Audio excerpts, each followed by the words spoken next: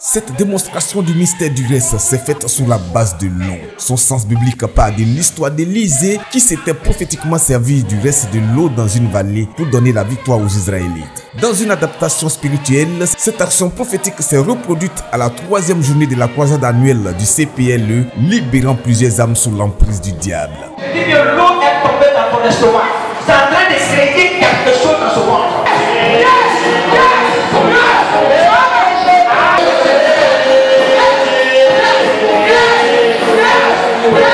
Par ce message prophétique, l'orateur du jour voulait laisser un message clair au peuple de Dieu. Ce que tu dois retenir, nous devons retenir, est que la nouvelle année que nous allons aborder, la grâce, l'élévation que l'Éternel va t'accorder, tellement que ça sera immense, que ceux-là même qui ne voulaient pas te voir vivre vont s'éloigner de toi. Cette bénédiction va faire écarter tes ennemis autour de toi, parce que longtemps tu as prié, tu as chassé des démons, tu as prié pour chasser le diable, ils ne sont pas partis.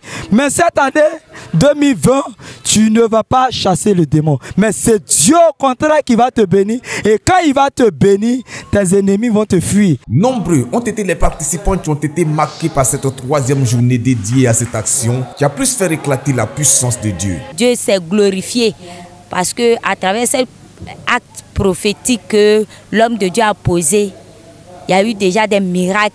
La femme a marché, elle ne pouvait pas bien marcher, mais à travers l'action prophétique de tout à l'heure, la femme, elle a couru, on a vu la gloire de Dieu se manifester dans l'eau, parce qu'on peut dire que l'eau est une source de vie. Tous ceux qui ont pu consommer, vous avez vu sur la scène que le Saint-Esprit avait commencé déjà à délivrer certaines personnes qui avaient un maux de ventre, certaines personnes qui n'enfantent pas, même des personnes qui ne marchent pas. Il a seulement versé l'eau sur leurs pieds et leurs pieds ont commencé à fermer.